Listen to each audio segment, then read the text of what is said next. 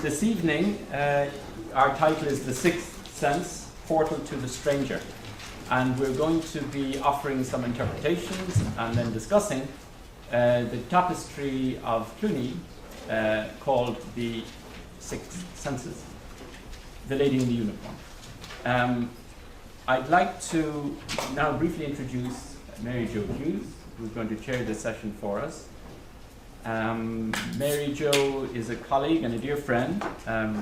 She is a professor in the honours programme and chair currently of the Meaning and Transcendence group, where we meet and discuss various novelists of the 19th and 20th century. In fact, Anne Davenport is also a member of that group. And Mary Jo has reflected long and hard on questions of both modern and postmodern literature. And she's also, no doubt, an expert in the Middle Ages, as we will discover tonight. Thank you. I'm delighted to introduce my colleague, Anne Davenport, also a professor in the honors program. Anne tells me that she's been fascinated by the unicorn tapestries for a long time, since her godfather, Bertrand d'Astorg, wrote a novel about them, La Dame et la Licorne, published in 1958.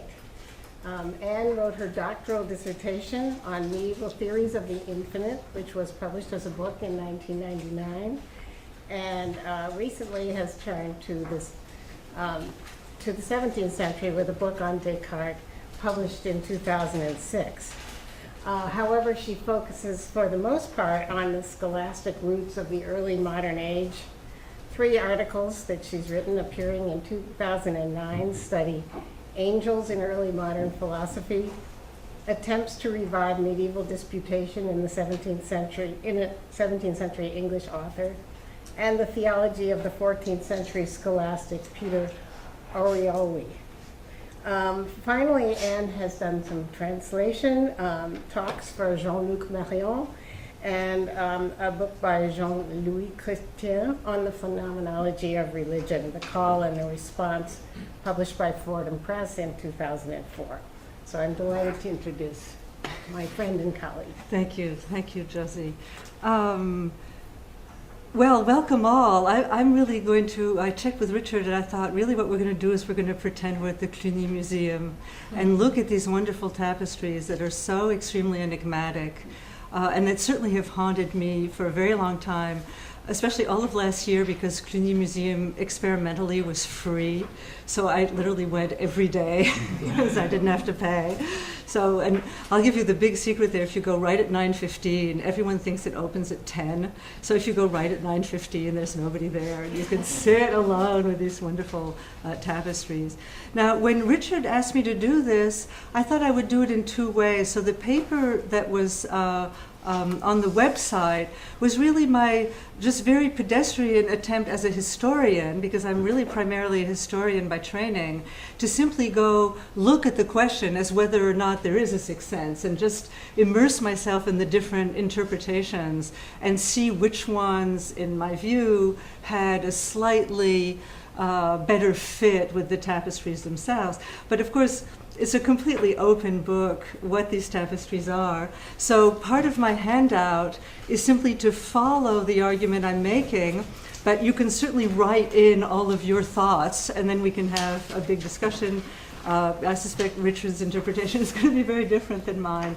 So this is sort of the fun of it. One of the things we do know is that they were commissioned by a member of the Leviste family, a family which in the 15th century became quite powerful in the sort of magistry and world of law, but they were not the old feudal nobility. They were very much an up-and-coming bourgeois family from Lyon. After looking at the many different interpretations, it really did seem to me that given the very close relationship of Jean Gerson to Lyon, that the case might be made, could be made fruitfully, that what these tapestries represent are some sort of very specific transformation. Jean Gerson has the wonderful word nuance, from a courtly ethos to a more spiritual ethos. And in that connection, if nothing else, I'm delighted to sort of bring Jean Gerson to the table of hospitality and the stranger, because he's a very interesting figure in the history of theology and mysticism. In many ways, I feel he allows us to continue from last session to bring together Lévinas's idea that the ethical self is somehow the most fundamental self, that ethics is prior to ontology, that ethics is first philosophy, which is really Lévinas's great contribution and criticism of Heidegger, right? I mean, I think there's no question. And I'm hoping to convince you today that Jean Gerson has exactly this idea. Jean Gerson being really the spokesman of a very classical, lengthy, cumulative theory of mystical theology. He's not a particularly original, but what is original about Jean Gerson is the desire to go bring it to a larger public. Unlike Lévinas, and this was a question that Gloriana, that you were asking, Gerson, of course, has the idea of a developmental approach, and in particular the idea of adult development. Exactly your question. How can we go from this adult constituted self to a more flexible self, a more hospitable self? And one of the interesting things, obviously, is that Jean Gerson has this idea. Jean Gerson himself came from a very poor family. In his case, the church worked very much as a meritocracy. He was very talented. He was recognized by his teachers and really excelled at work, became Chancellor of the University of Paris, a position of extreme importance and influence. He was preached to the court. He was very close to the seat of power.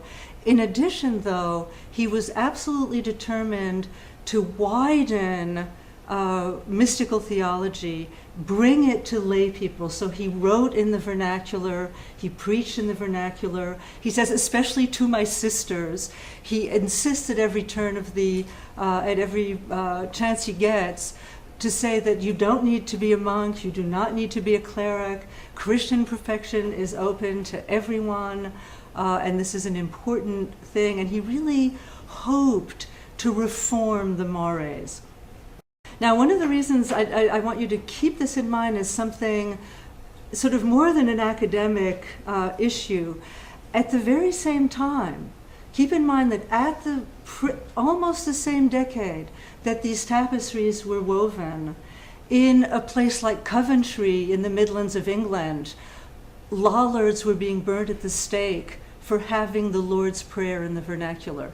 And that was the only thing that was reproached to them. So the issue of expanding, and to use Richard's vocabulary, the idea of meeting and welcoming the aspirations of a wider audience to become more spiritual, to develop as adults, rather than react with hostility, is really exemplified by Jean Gerson.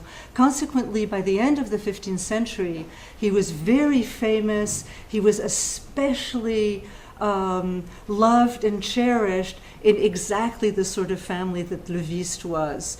And in Lyon, he was treated locally as a saint. It was hoped that he would be canonized, and there was quite a lot of effort to try to get him canonized.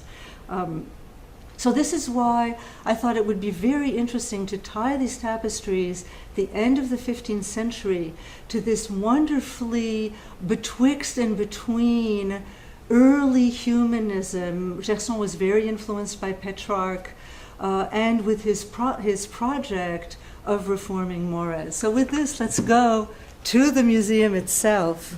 Now, as you know, there are 6 tapestries. The standard, most sober interpretation is that they constitute the 5 senses and some additional 6th sense, maybe free will. We're not sure. Having said that, there are a lot of problems with that interpretation as well, starting with the fact that in the tapestry that depicts taste, she's not actually tasting anything. And why is that? Alternative interpretations say, well, no, maybe these were tapestries commissioned for a wedding, for example. There are 2 very strong arguments against that. One, as you can see from my handout, we don't have anything like the maiden that Gourlet claims. There isn't a maiden. There are 6 very distinct figures, and you can see it if you look at their faces. And it's not because these weavers couldn't do the same face. The rabbits are all exactly the same rabbits from one tapestry to another. So great effort was put in to individualizing these figures and making sure that it wasn't one single lady that is represented in all 6 unicorns. The second big argument against a wedding present commission is simply that the only coat of arms represented are the coat of arms of the Leviste family. And so historians of art who know a lot more about it than I do assure me that it would be unprecedented and an extreme, really a gross break of custom and courtesy to represent only one family if it's in a marriage commission. So that attractive as that may be, there's some very strong arguments why it doesn't exactly fit it. Well, as I say, we're now going to read these tapestries as though they were books.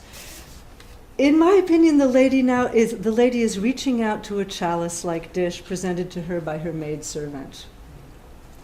Now, the person who I feel has given the strongest arguments in defense of her interpretation is a woman called Marie-Elisabeth Brûle, who in 2000 said, these figures are very literal depictions of the courtly virtues that appear in the Roman de la Rose. She's a specialist of the Roman de la Rose. And she shows in particular a long tradition of representing the figure of generosity of spirit or nobility of spirit, franchise, in the Roman de la Rose, with exactly the veil that's lifted by the wind. So there's literally a long iconographic tradition of that particular figure from the Roman de la Rose in exactly that image with the veil. So that was and then I really followed her arguments very carefully. I looked back to the Roman de la Rose, checked her arguments against the text. They're very convincing. They're extremely convincing.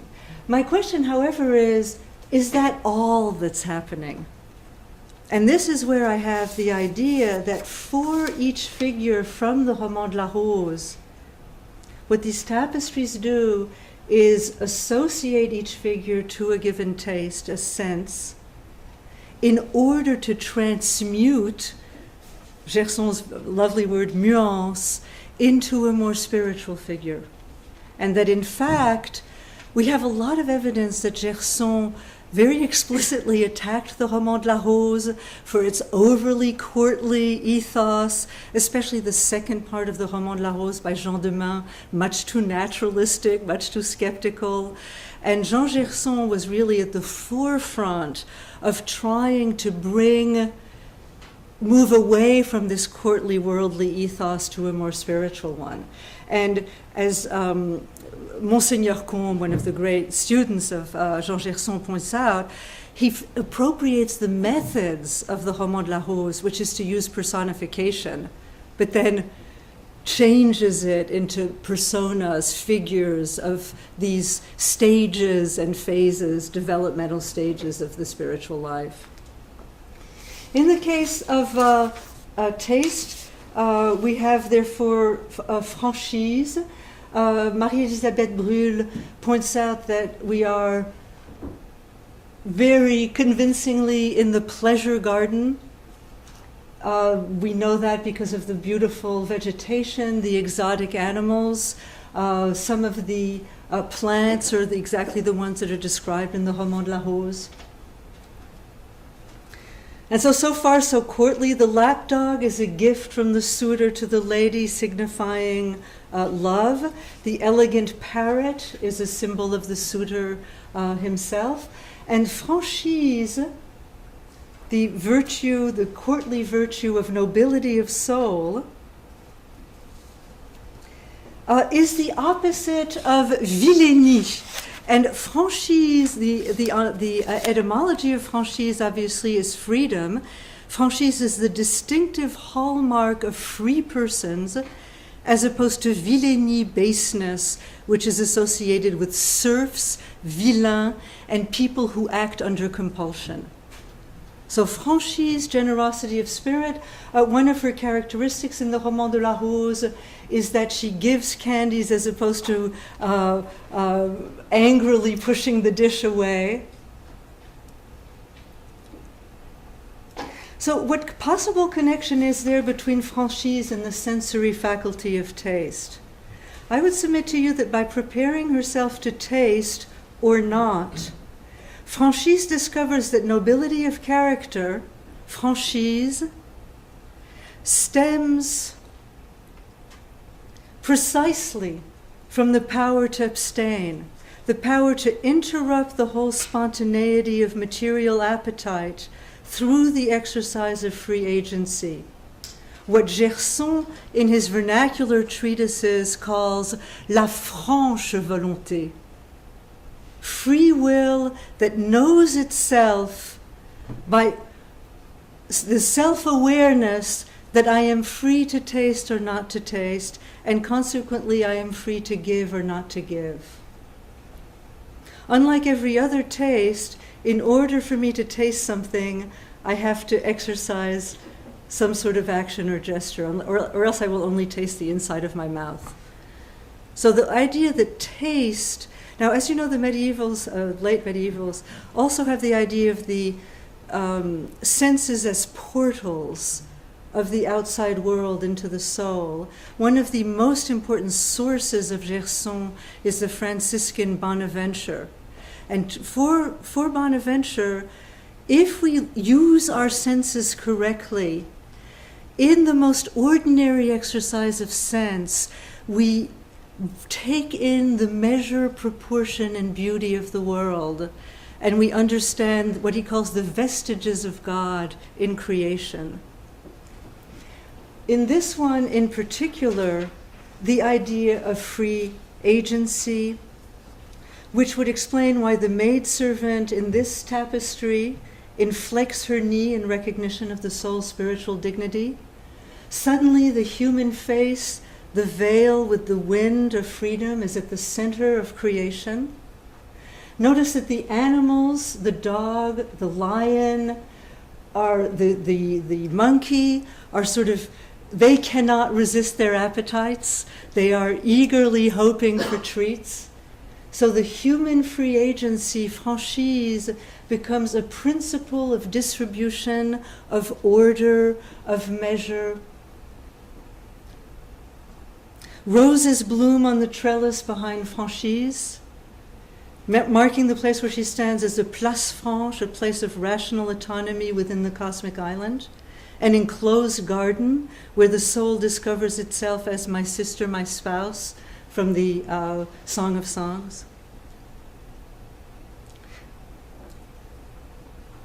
So the idea that the courtly virtue of franchise, if properly understood, if reflected upon, implies the higher spiritual virtue of franche volonté, free agency, is what I interpret this tapestry to be doing, and thus to be inviting us to reflect on how franchise is transformed into moral freedom. which will have to learn to discern what to welcome, what to reject, what to give, what to withhold. And this corresponds in Gerson, so I have it written on my handout, to the first level of contemplative theology, which is cogitatio. And those of you who've studied Descartes will immediately recognize it as the place where self-awareness and free agency presents you with a choice. Now that I know this freedom, I can continue and develop and grow, unlike bestial creation around me, which cannot. It therefore becomes a responsibility. I can welcome that free agency, or I can reject it. But if I welcome it, it poses questions. I must have ways to discern how to exercise it. Which brings us to hearing. Marie-Elisabeth Brühl has very convincingly, in my opinion, argued that here we have a figure of the courtly virtue of liesse, joy. Indeed, in the Roman de la Rose, she's associated with singing. But unlike the figure in the Roman de la Rose, she's not dancing. She's very immobilized and extremely attentive to her musical instrument, which of course requires an enormous amount of work. Now, according to Jean Gerson, music is the perfect metaphor for the second stage of the spiritual life, which is meditatio. In connection with meditatio, Gerson speaks in the vernacular of sobre liesse, sober joy, where skilled music is contrasted to the cacophony, disorder of worldly and profane sound. And unlike profane sound that simply is noise and makes our hearing less perfect, skilled music that seeks to understand the principles of composition and ultimately seeks to create harmony and is able to welcome or receive the music of the spheres becomes a key way to train the ear to go understand the spiritual symbolic levels of messages. Which is, again, is interesting from the developmental point of view when we think of the metalinguistic, right? So he really, now I can't stress to you how profound this is in Gerson. He has an enormous book, La Doctrine du Chant du Cœur, and a long, complicated treatise of music, both one in Latin, one in the vernacular, to convince everyone that if we just study music, and of course to them music is part of mathematics, it's part of astronomy, they're absolutely convinced that there's music of the spheres, and if we were just pure enough, we'd be able to hear them. So this is here. Now, Rilke has a marvelous reaction here that maybe, Richard, you're going to be citing, that the unicorn seems bathed in calming waves.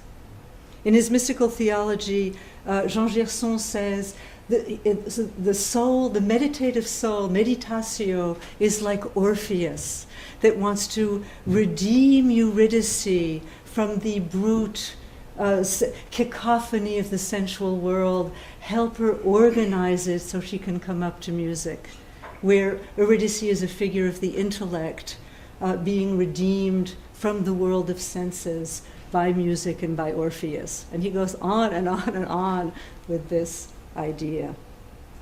Meditatio, according to Gerson, is associated with effort. It corresponds to discursive theology, reasoning. It's lengthy. It requires perseverance. It's an entire training of welcoming order into the human body, really, and into the senses. And once we have meditated deeply enough, long enough, we then come to sight.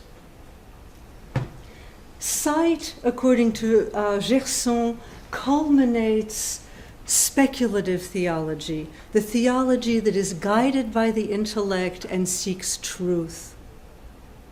Now, Brühl has shown in great detail how this figure is the figure of idleness, oiseuse from the Roman de la Rose. And as she says nicely, oiseuse is a very enigmatic figure. She carries a mirror, that's one of her signs. She's the one who brings the poet into the garden, welcomes the poet into the garden. But at the same time, there's something dangerous and complex about her. Idleness is necessary, but it can be misused. It's problematic.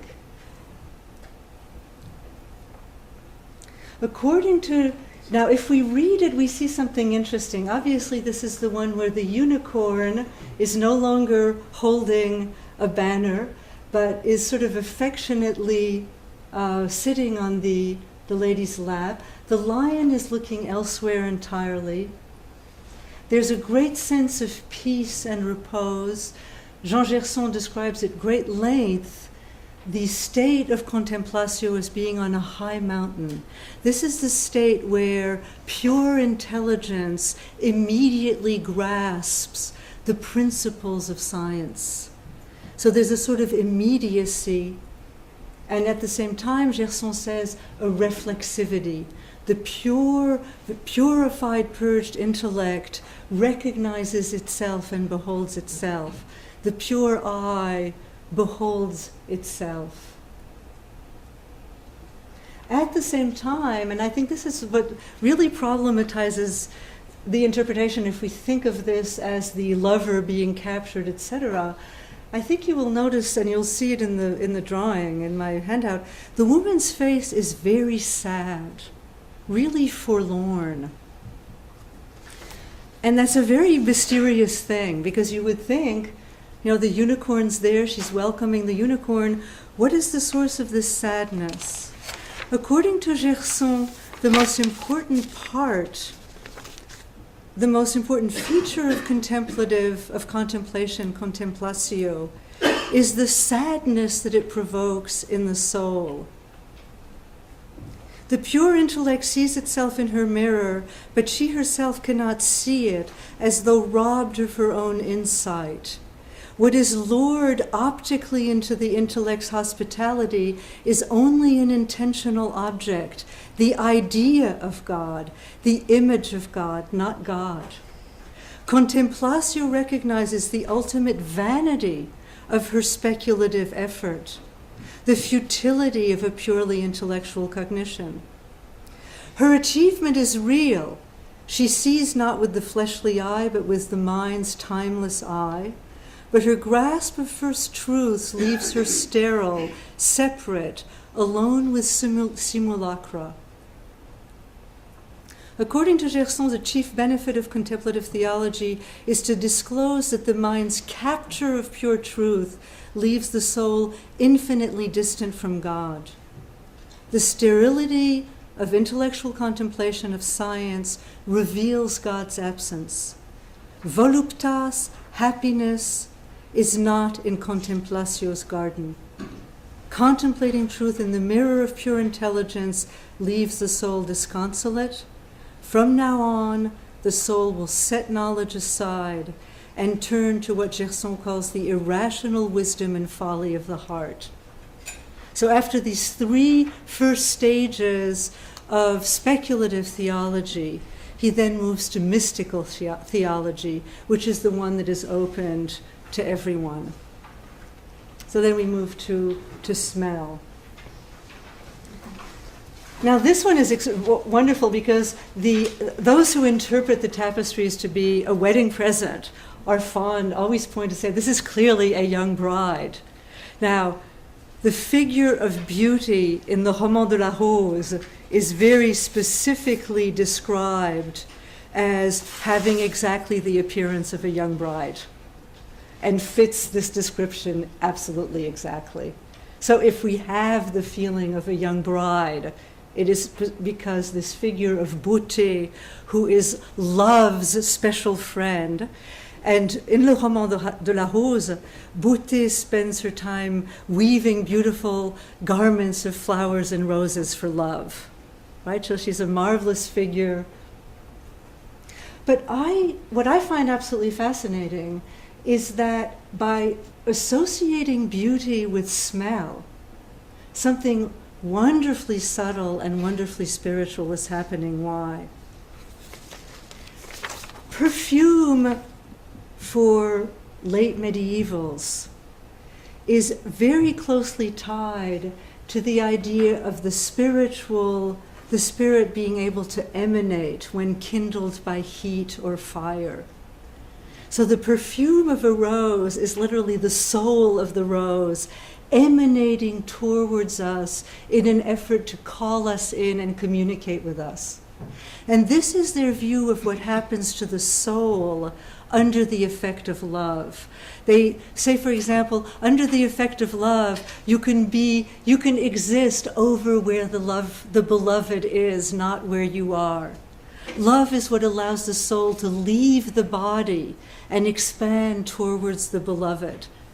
They even have, in scholastic theology, in particular the ones that are the immediate roots of Gerson, they have the idea of esse egressus, that literally my being, my soul takes an intentional form and leaves my body and goes and lives near the beloved.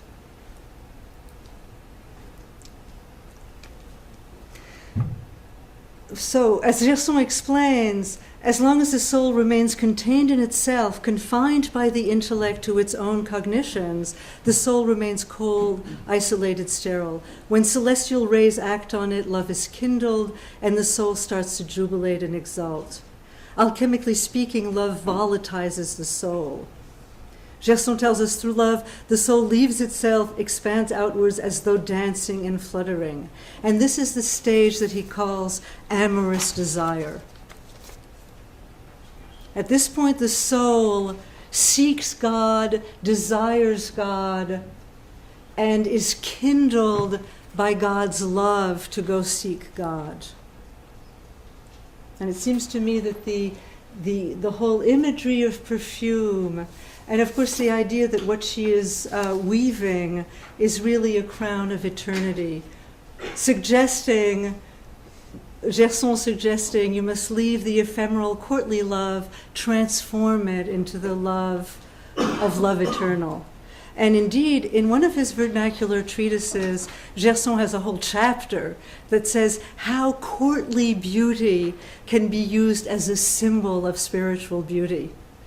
And where the soul now, in its amorous desire for God, will seek to become beautiful through practices, through changing gestures, through incense, through welcoming the whole idea of beauty into daily life as a means to progress. Which brings us again to the next stage that corresponds to meditatio, which is the hard, difficult one, which culminates in touch. The lady crowned with a royal diadem and dressed in a dark robe represents richesse, the courtly virtue of richesse. And notice, if you see her face, it's very, very clear in the Roman de la Rose that this must be an older person. So again, this really flies in the face of the wedding commission interpretation. She's older, she's stately, she's very regal, she has very specific jewelry, a very specific crown, a very specific belt. And in particular, in the Roman de la Rose, Richesse wears magic stones, precious stones, that are associated with protecting you from poison and healing you. Now, as you know, the horn of the unicorn protects us against poison. If the unicorn dips its horn in a river, the poison disappears. So now what is Gerson doing here? Possibly the second stage mortification of mystical theology, which really transforms the human being from the old man into the new man.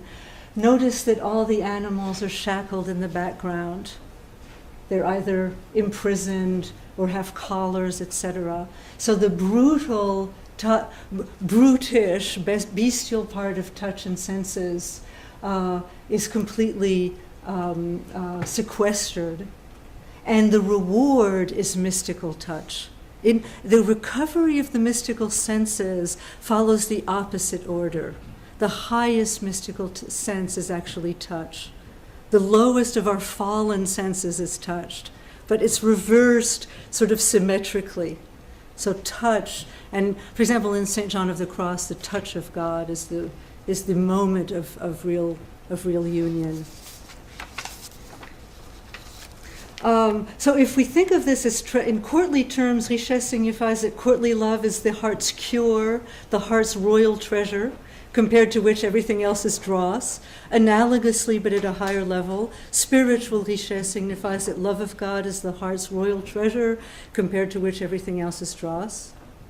Spiritual richesse coincides with the healing power of contrition, beyond amorous desire, and is none other than perfect mortification. Spiritual richesse stands very straight, very vigilant, fixed and transfixed. Suddenly the unicorn and the lion are very small because both the intellect and courage are transcended. The lady looks very far at a point at infinity, at an infinite horizon. Spiritual richesse firm. Notice you have a sort of triple axis mondi connecting time and eternity, bridging worlds.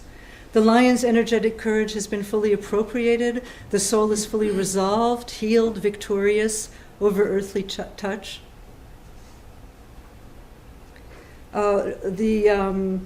She holds the unicorn's horn, symbolic of the purity that now protects the soul against the poison of profane wealth, etc.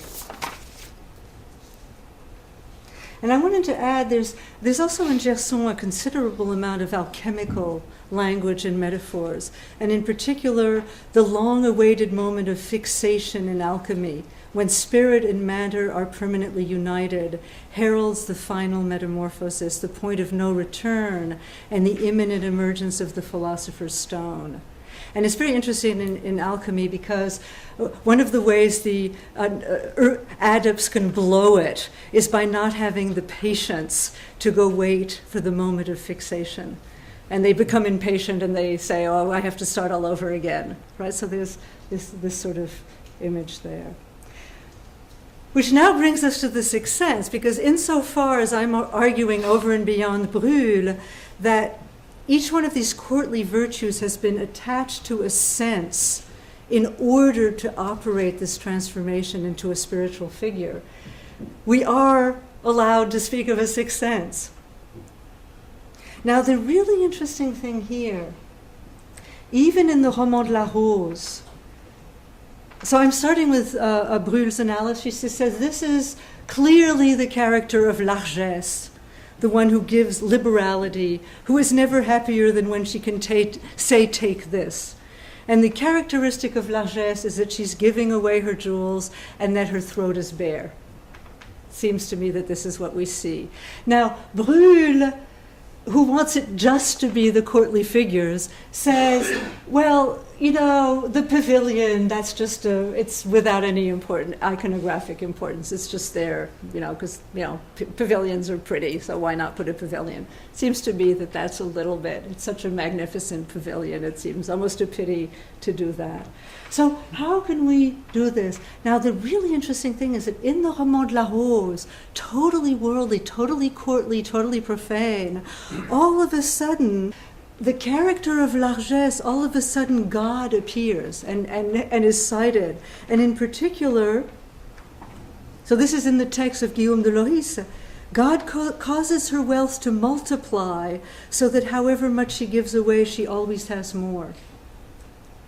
And she's also connected with the Arthurian legend and to chivalry and therefore to the ever-replenished Holy Grail.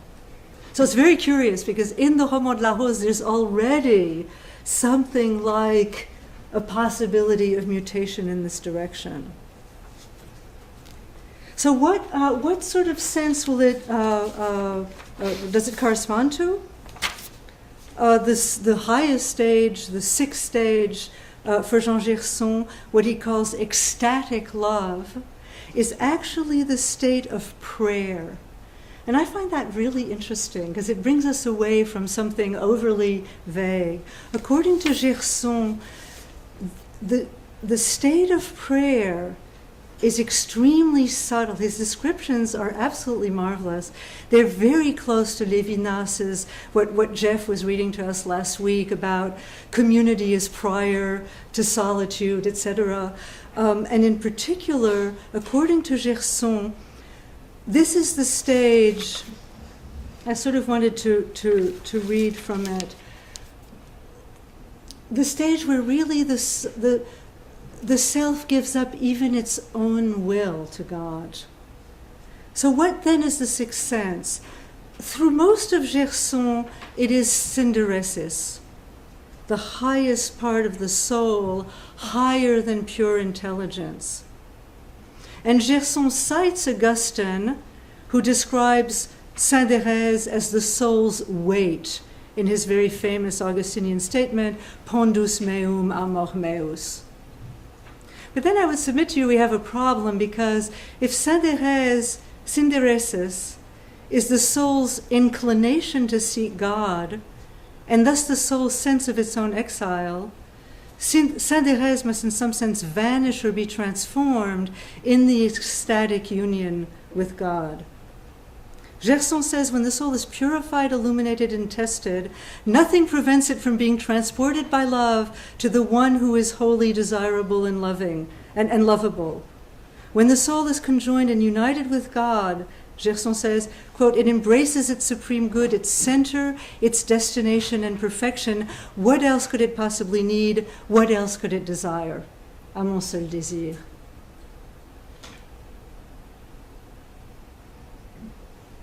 So I think if you really spend a lot of time with Gerson's theory of prayer, he has something like the idea that when synderesis finds its place of rest, to use a sort of Aristotelian metaphor, but that is suggested by Augustine's own words. And if you connect it deeply with the sense of prayer, the sixth sense is really something like the sense that with God all things are possible. So really a sense that can make no sense at all in our, what Lévinas would call our ego-logical ways of thinking, our scientific ways of thinking, our phenomenological ways of thinking.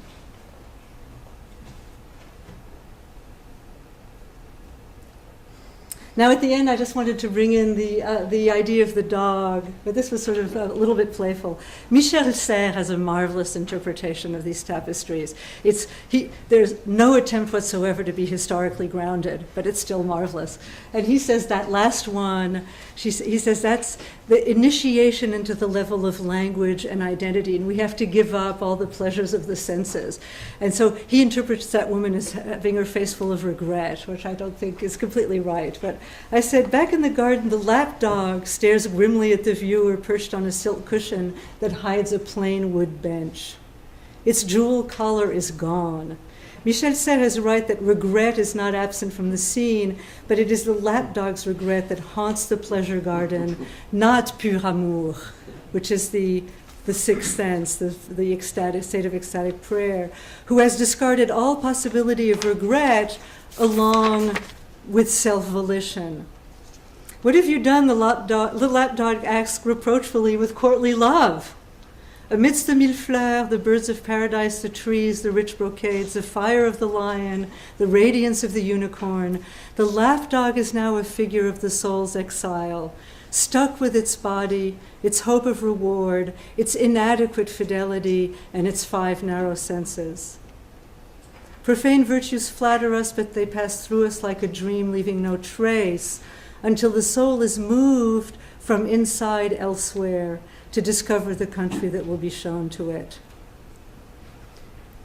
Where the soul, according to Gerson, becomes a beggar, and this is what brings the theme of hospitality, I thought, to the forefront, Richard.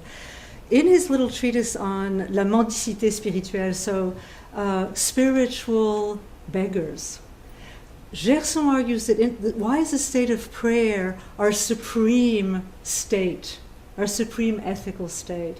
Because in that state we understand ourselves to be beggars, welcomed at every instant into God's tent, receiving everything from God, but consequently profoundly in touch with the needs of the whole rest of the universe and cosmos. Therefore, our prayers are to constantly, tirelessly beg God for graces for all of creation. So, largesse, liberality, is no longer preoccupied with giving stupid things like jewels, but God's constellation, welcoming in mercy to the rest of creation. So that, and especially if you, I was thinking of your whole idea about the hospitality in Judaism, that one of the reasons I must welcome the stranger into my tent is that in the land of Egypt we were strangers and we were slaves. The same thing happens with Gerson and ecstatic prayer. Once I understand that I am a beggar and a cosmic beggar, every beggar is my alter ego, qua beggar. I therefore have a responsibility to feed and help and nourish and sustain every beggar. Voilà. Okay.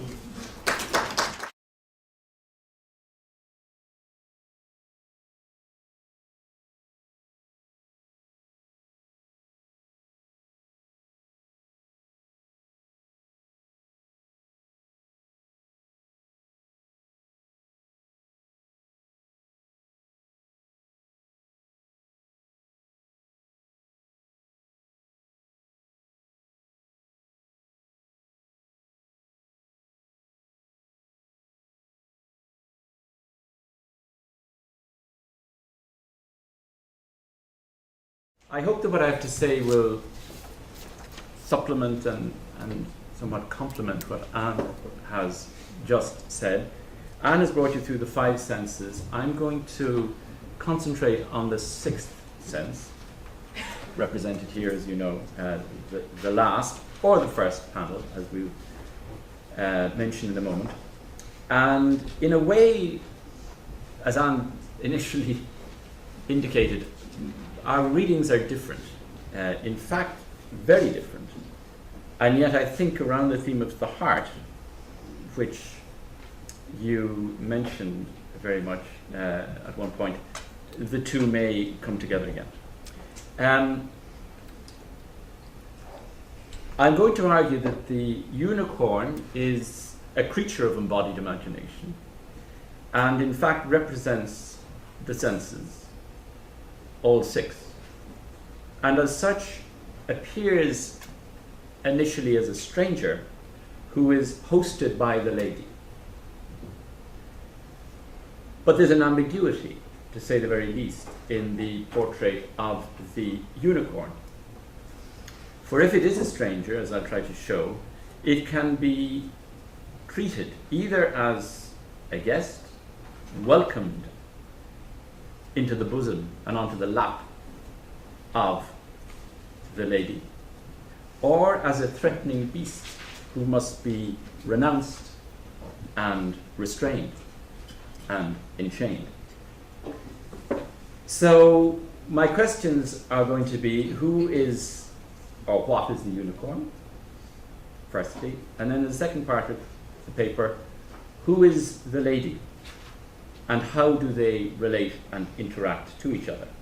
Now there have been multiple and diverse interpretations of this tapestry, and particularly of the 2 main characters. As you know, it's called the lady and the unicorn, throughout the centuries, since 1500, when it is said this was first woven and created by Jean Ypres, known also as the master of Anne of Bretagne.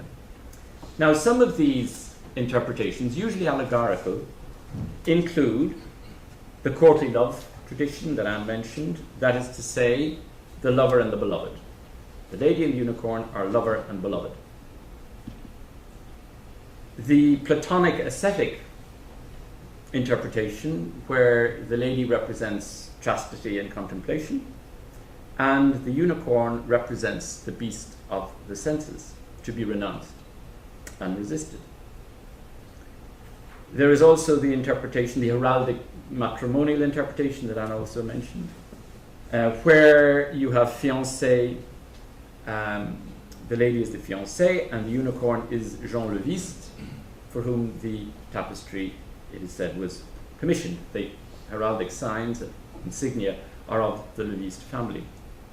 And finally, very importantly, the tapestry is also being read as representing, on the one hand, the Virgin Mary, the lady, and the unicorn as Christ. And occasionally as Gabriel, to the extent that the coming together of the unicorn and the lady, where he places his paws or hoofs, because it's a hybrid animal as we'll see in a moment, on the lap of the lady, this is seen as Gabriel's overture to Mary, from which the conception and incarnation ultimately ensues. And this is a certain spiritual Christian mystical interpretation of the tapestry. Now, what I want to suggest is that as a work of embodied imagination, this tapestry, in one sense, can include all of those very diverse interpretations, but also, in a way, transcend them, go further, and perhaps even combine them in a certain coincidentia oppositorum, as Nicholas Kuzel put it, a mystical coming together of what are ostensibly opposites. On the one hand, a celebration of the five senses, on the other hand, a detachment from the five senses, as Anne has so deftly rehearsed in her presentation. I want to begin with a quotation from Rilke, who spent much time contemplating these tapestries, and he interprets the final sixth sense, which is sometimes also read as the first tapestry, the last of the first, which is significant. He interprets it as such. I quote, "A tent has been erected, blue damask with a gold flame motif. The animals open it, as you can see, and she advances simply in her princely garment. For what are those pearls by her side? The maidservant has opened a small casket, and the lady now takes from it a chain, a marvellous heavy piece of jewellery, which has always been locked away in the box. The small dog is sitting near her, up on a place made for him, and looks at it. And have you read the inscription at the top of the tent? You can see it says, à mon seul désir, to my only love." Now what's interesting here is that Rilke interprets that final or inaugural gesture, because nobody knows whether this tapestry, the sixth sense, begins the series or ends the series, or both. We may have a cycle and a circle here, as I would suggest.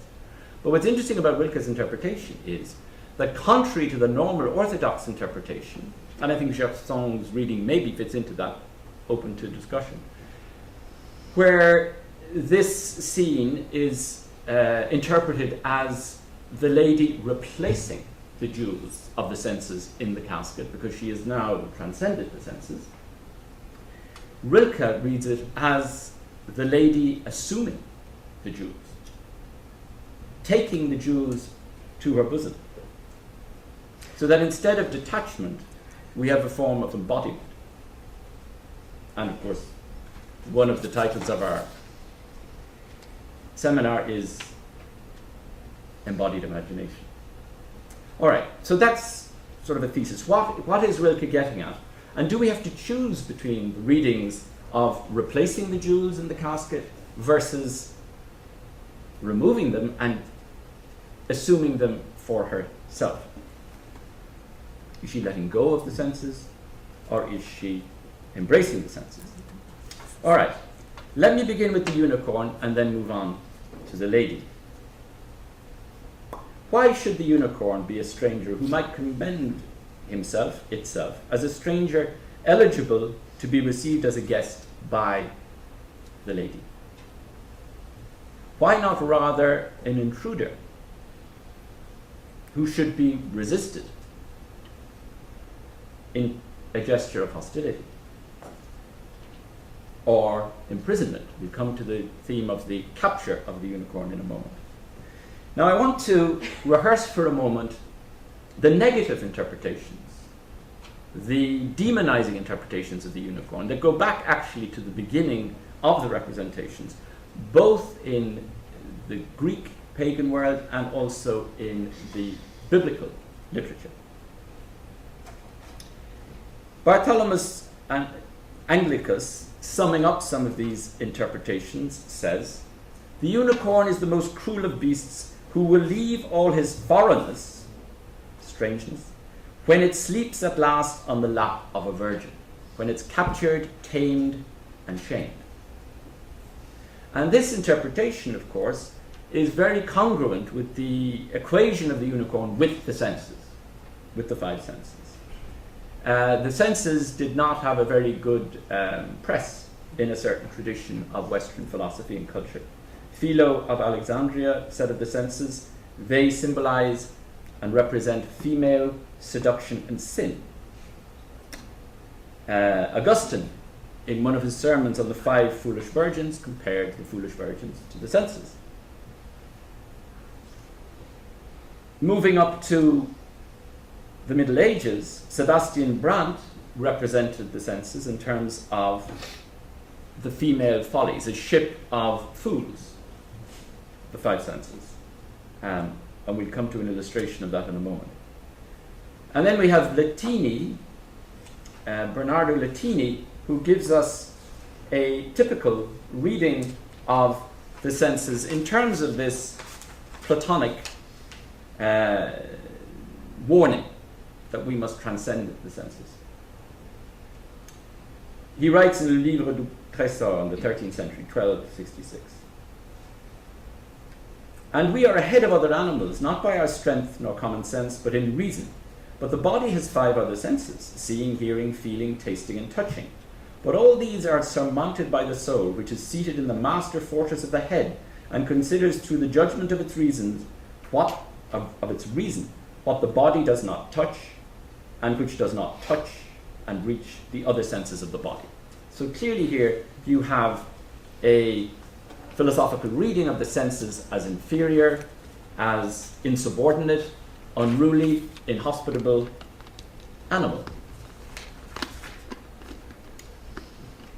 Now, one of the earliest and influential and formative descriptions of the unicorn is to be found in Pliny the Elder's Natural History, written in 1 AD.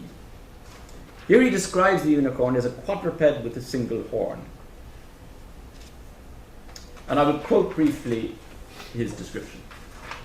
Pliny the Elder.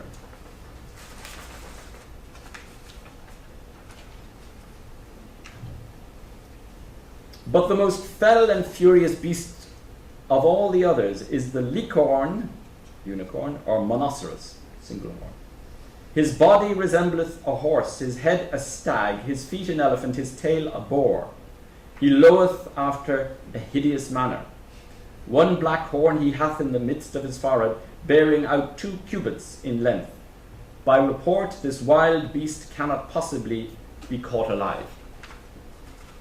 In other words, if you want to capture the unicorn, you've got to kill it. So an attitude of extreme hostility.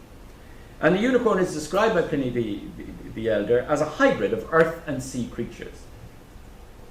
On the one hand, as we've seen, a boar, an elephant, a stag, and a horse inhabit the earth. But the horn is said by Pliny and later by Marco Polo to actually derive from a sea creature, a narwhal, as it was called, similar to a walrus. And indeed, in the Middle Ages, the husk of a walrus was actually powdered down and distributed as a certain form of medicine. We shall return to this in a moment. Now, in the Bible and the Church Fathers, the unicorn doesn't fare much better. One finds 7 mentions of the unicorn in the Psalms and the book of Job, and its origins are linked to a malevolent and violent beast. St. Basil warns the believer, for example, quote, "to be wary of the unicorn, that is the devil, for it easily commits evil against humans." St. Bernard enjoins the faithful to struggle against their demons, quote, "the rage of the lion, the ferocity of the boar, and the pride of the unicorn." And in the famous account of Barlaam and Josaphat, we find Barlaam setting forth to do combat with the unicorn and therefore overcome the unruly animal passions. A tale which gave rise to many medieval versions and interpretations, most notably that of Jacques Le Vaurien in La Légende Dorée, but also in the Brunetti Latini quotation that we just read. Incidentally, another influential text for medieval and then Renaissance readings of the unicorn is that of Marco Polo, who on his travels in a far continent discovered the rhinoceros and described it as a unicorn. And in later representations of his Livre de Merveilles, the rhinoceros frequenting rivers and streams, and Anne mentioned this also, is portrayed as a unicorn. I should mention also that Pliny the Elder, when he describes the unicorn, says that it is most often encountered on the frontiers of our Western world as we move eastwards. And so it's an outsider, it's a stranger, it's a threat from beyond. It's the other as a menacing monster.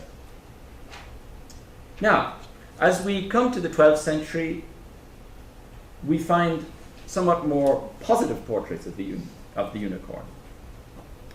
Now, most dramatically and graphically, this is represented by the young girl receiving the unicorn in her womb or breast. And we've seen that in the tapestry on site, where the paws of the unicorn on the lap are, I think, a little bit more demonstrative than contemplative affection, but they include that too, probably. Now, this hosting of the stranger, the strange unicorn, by the hostess lady, was read very often in the 12th and 13th centuries as a symbol of the Annunciation and Incarnation of Christ. This theme is famously illustrated on the colonnades of St. Peter's Cathedral in Caen and in the stained glass windows of the Bourges Cathedral. In this Christian allegorical reading, the hunted and persecuted unicorn has a lance traversing its torso and becomes a symbol of the Passion of Christ. These are two such illustrations from Le Bestiaire d'Amour, where you can see the unicorn again being received, being held by the lady as the hunter drives a spear through its flank. This has, in both its connotations, but particularly this one, certain sexual and phallic implications that we'll return to in a moment. But in addition to the sensual connotations of penetration, there is also the mystical interpretation of both the conception and incarnation, but also of the Pietà, of the lance being driven through the breast of Christ. Now, they seem like strange bedfellows, but embodied imagination tends to be able to do that. Work with symbols and metaphors that can go in two directions at once. A sensual, sexual one, and a mystical and spiritual one. And maybe in this sense, as in others, the tapestry is a way of bringing together the opposite, traditionally opposite and opposed directions of the human being into mind versus body, senses versus spirit, the material, the sensual, and the sexual versus the contemplative, the meditative, and the mental. Now, many quaint legends also rose in the Middle Ages about sightings of this strange creature at the extreme frontiers of the Western world. Wherever Westerners went, north, south, east, or west, they very often came back with sightings of the unicorn. Travelers, adventurers, crusaders, Marco Polo amongst them. And there were even practices of circulating unicorns' horns, taken usually from the tusk of the walrus, whose ground powder was then considered to have magical and mystical healing powers. And as Anne mentioned, when the unicorn in legend frequented rivers and dipped its horn into the rivers and waters, it was seen as an act of cleansing, of undoing the poison.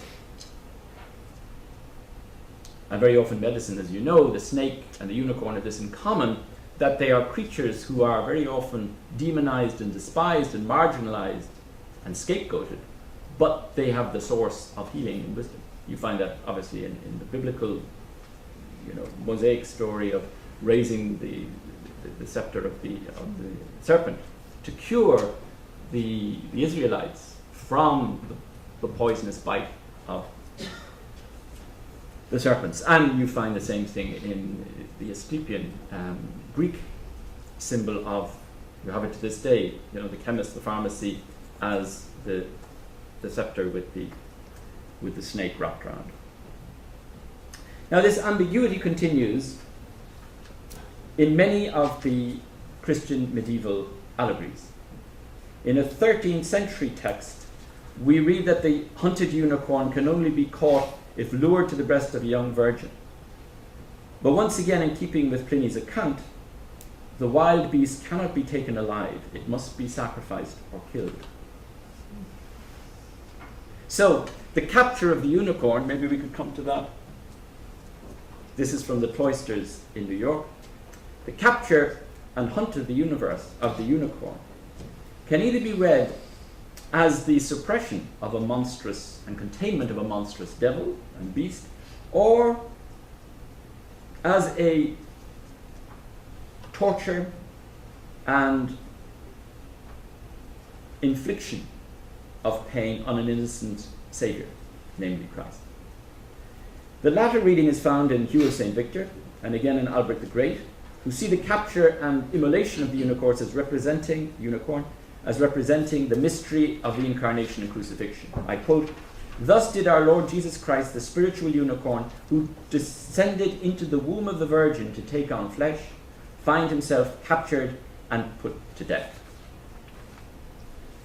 So, a profoundly ambivalent, ambiguous, rich, multivalent reading of the unicorn. I want to lastly mention, before I move on to the lady, the tradition of courtly love that Anne also mentioned, that was developed from the troubadour tradition, mainly in the 13th to the 15th centuries, and that I will invoke briefly in terms of two authors. Richard de Fournival in his Bestiaire d'amour, the very influential bestiary of love, and then Thibaut de Champagne, who wrote a famous song, and a very popular song called The Capture of the Unicorn. In both of these, we find a very interesting phenomenon, which is a circle between lover, beloved, and love. And this is called la chaîne d'amour, where the unicorn is at once a host and a hostage. The unicorn is a host to the extent that he inveigles and enchants the poet, inspires the poet to write the song, and to witness the scene of the unicorn being captured by the Virgin, taken hostage. And the legend was, in many of these representations, that the unicorn could only be captured by the hunters, not through armaments or weapons, but by placing a virgin in a forest where its fragrance would attract the unicorn, and then it could be captured. But she was the only person who could capture the unicorn. And in some of the representations, they're pretty graphic. You have a naked young girl tied to a tree, and the unicorn comes, attracted by the fragrance, so smell, third sense is it?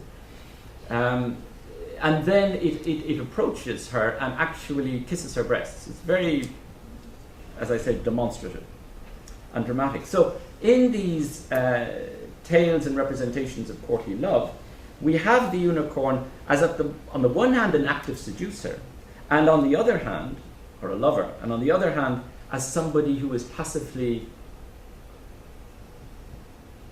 captivated and captured by the lady, seduced, if you will, by the Virgin.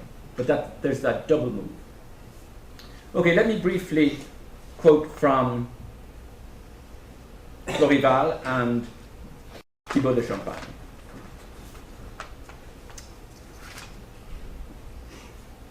Thibaut de Champagne, the capture of the unicorn, 13th century. Like the unicorn, he says, in this famous troubadour courtly love song, I am lost in wonder, contemplating the young girl. He delights so in his torment, the unicorn, that he faints upon the Virgin's breast, and at that moment is treacherously killed. I too have been killed in such a way. So the poet's identifying with the unicorn here. For love and for my lady, in truth, they hold my heart, and I cannot recover it. Jean de Florival, as Grist to the Mill, when he writes in his Bestiary of Love, 13th century, mid-13th century, I quote, "This is why I say that if I was captivated by hearing and sight, it is no surprise if I lost my sense and memory. For hearing and seeing are the two windows to the memory, as I said above, and they are the most noble senses of man. For man has 5 senses, sight, hearing, touch, taste, and what am I missing? Smell. And I was taken by smell also, like the unicorn, who falls asleep in the sweet scent of the virginity of the damoiselle. Love, who is a cunning hunter, placed in my path a young girl, whose sweetness sent me to sleep and made me die that death that belongs to love." So the resting in the lap is here seen as a form of capture and death. And very often these representations of the capture of the unicorn were paralleled with representations of Tristan and Isolde, of Dido and Aeneas, of Samson and Delilah, that is to say, the famous lovers.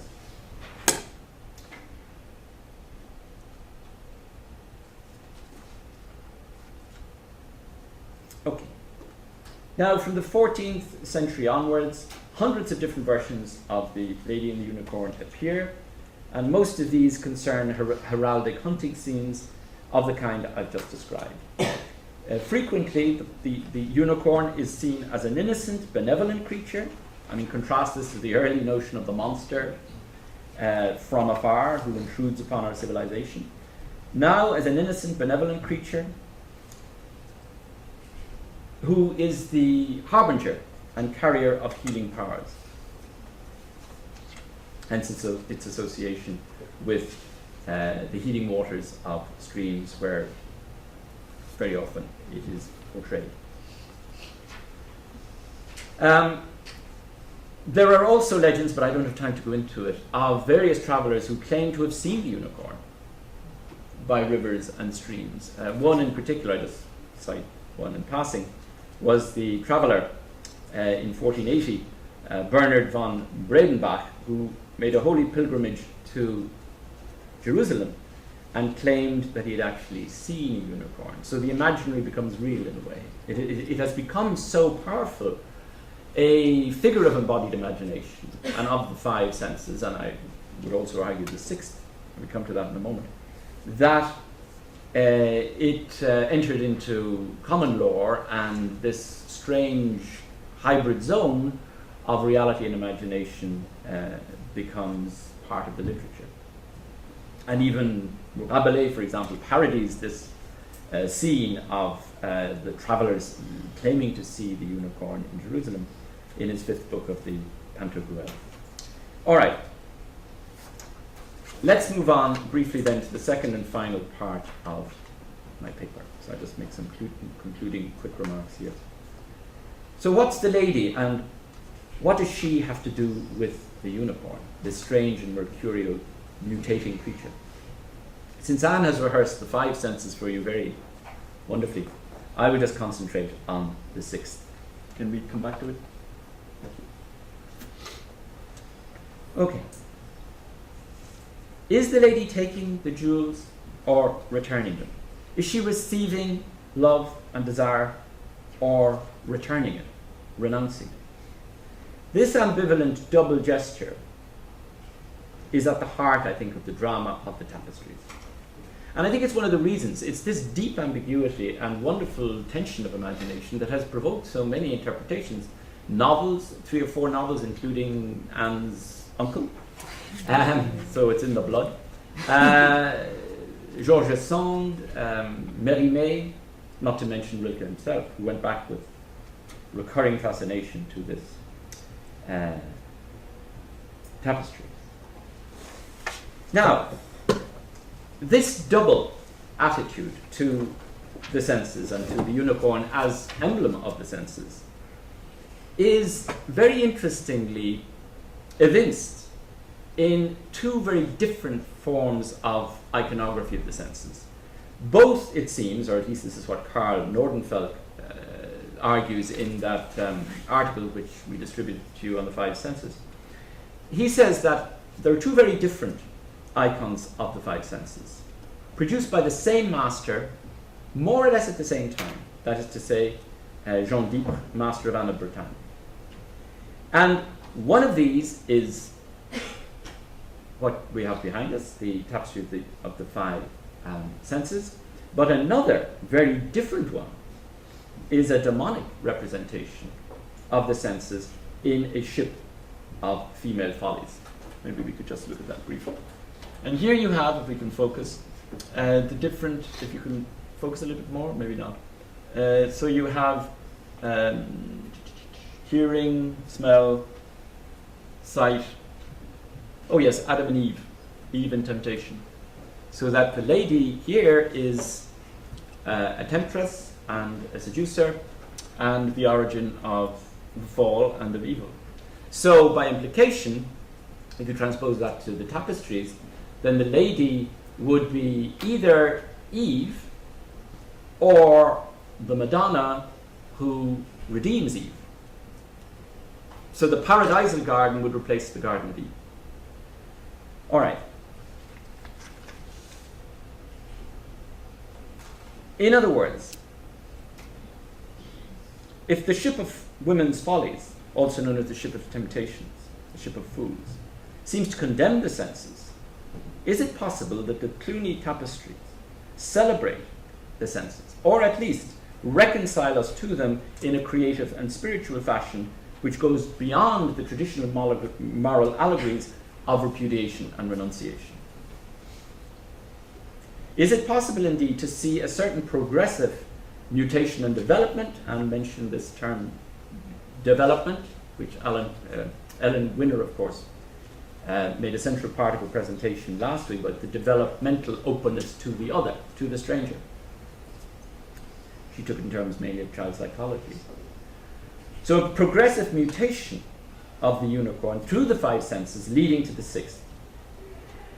Can we read this as an antidote to the demonizing of the senses as strange and estranging, as animalistic and monstrous and fearful, and therefore countering a certain tradition of suspicion towards the unicorn and the senses? So instead of being merely seen as follies to be shed and renounced, might we not see this final double gesture of La Dame returning or taking the jewels as not just an overcoming of the folly of the senses in favor of some spiritual 6th sense, but also an assumption of the 5 senses into a 6th sense that reconciles it? So therefore, a drama of embodied imagination where the animal and subhuman world on the one hand is reconciled imaginatively and artistically with the spiritual and divine. Not instead of, but along with. So you have a both and rather than an either or. The unicorn, therefore, on the one hand, hails its origin as an awful rhinoceros, and also embraces the awe-inspiring portrait of the unicorn as a messianic stranger who comes to bring love to the lady and to bring it more abundantly. Either Gabriel or Christ in that reading. So let's finally return to the insignia, the inscription at the top of the tent. Now, is the lady coming out of the tent, or is she being drawn into the tent? Is the 6th sense a sensus internus, which Aristotle makes much of, which Michel Serres, quoted by Anne, makes much of. An internal sense, where we need to withdraw from the outer senses in order to have a certain intellectual and spiritual and contemplative detachment? Or is she, as she receives and replaces the jewels in a double gesture, not also exiting from the tent and, in a sense, returning to the tent?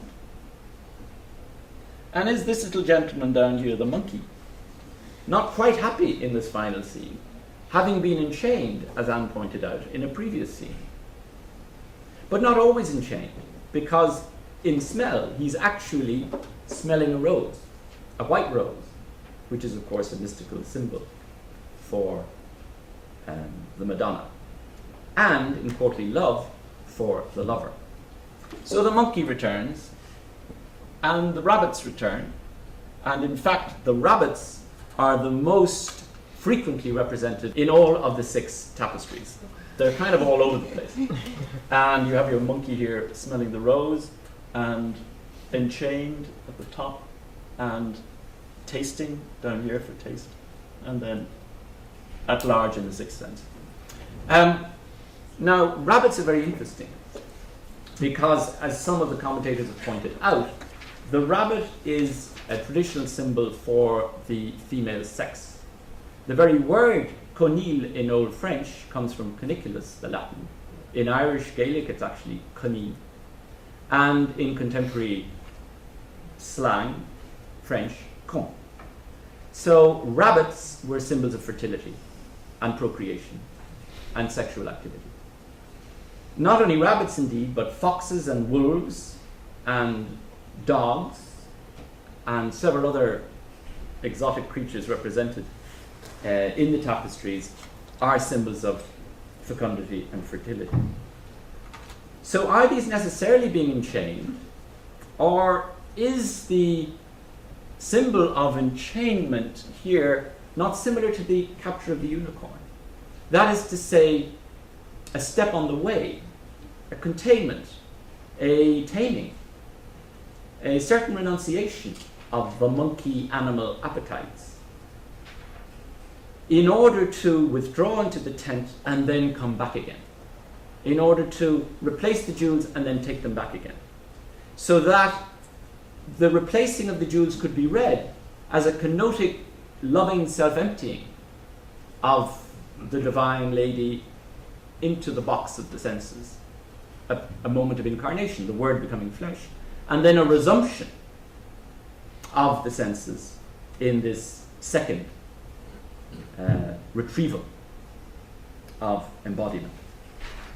Now, if this be so, then we have in the tapestry a double reading. On the one hand, it represents secular love of the senses, courtly amour, courtly love. On the other, a spiritual love of free will and liberum arbitri. It can be both.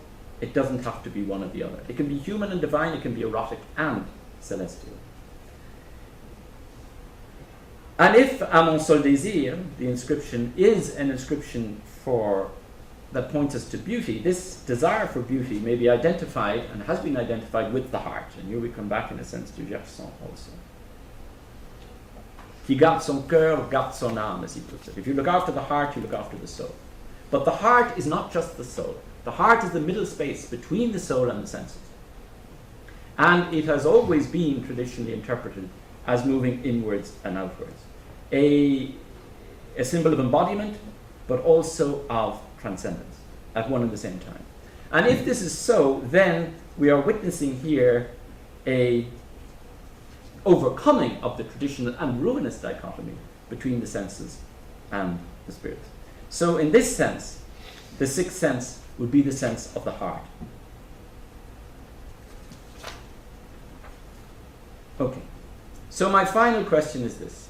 Does the only desire of the inscription of the 6th tapestry represent a 6th sense which turns us inwards only, or both outwards and inwards, in a dual fidelity to the senses and the spirit? Does La Dame repudiate the jewels of the senses or reappropriate them to her bosom? as she does the unicorn itself in sight, where she receives it.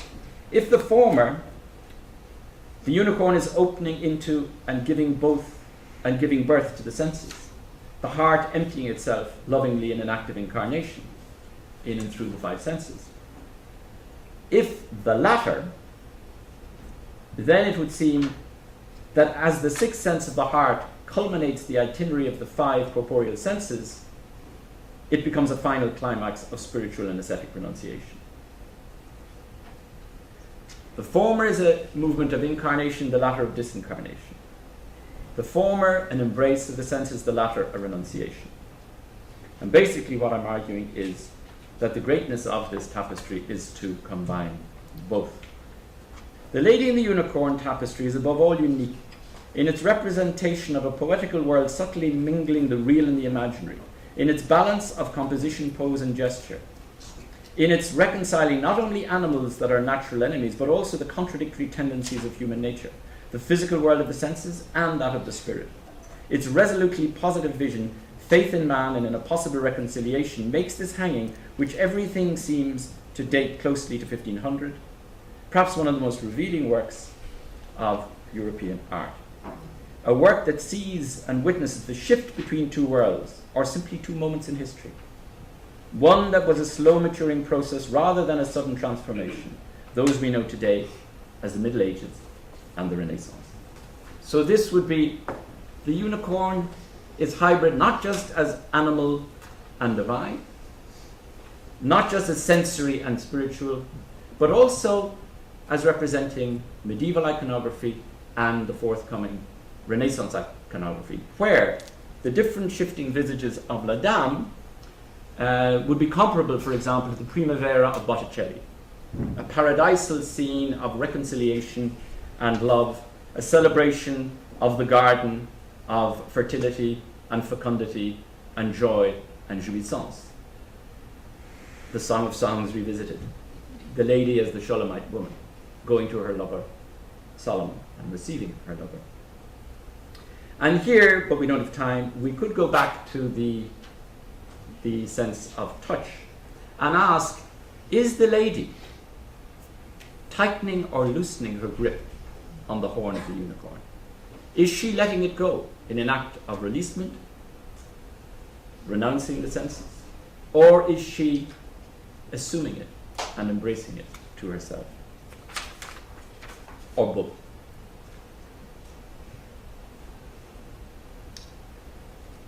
Eros ascending and descending.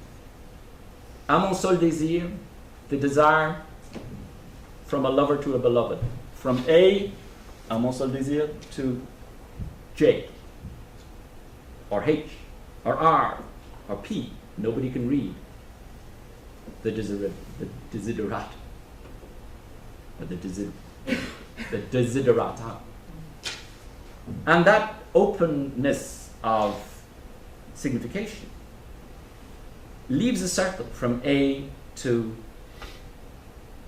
alpha to omega, from the first letter to the last, and desire is in between. Just as this sixth tapestry has been seen by some as the opening of the cycle of the senses, by others as the culmination and sublimation of the senses. If this is so, then this tapestry, this drama, this double gesture is about the heart as a swing door between embodied and spiritual imagination, between the immanence of carnal love and the transcendence of spiritual charity. Let me end with a brief quote from another poet, since we started with Rilke. Let's end with Saint-Exupéry, who quotes the fox in Le Petit Prince, the Little Prince, you may remember. The fox who is apprivoisé, maybe like the fox in one of the tapestries, Fox and the Wolf, representing again sensuality, courtly love. And now it's tamed. The fox is actually looking at a rabbit. It's not eating it, it's actually the lion lying down with the lamb. The fox lies down with the rabbit. And is a symbol itself of the heart.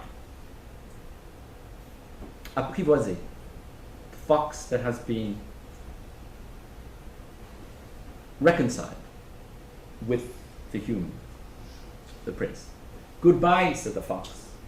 And now here is my secret, a very simple secret. It is only within the heart that one can see brightly. Thank you.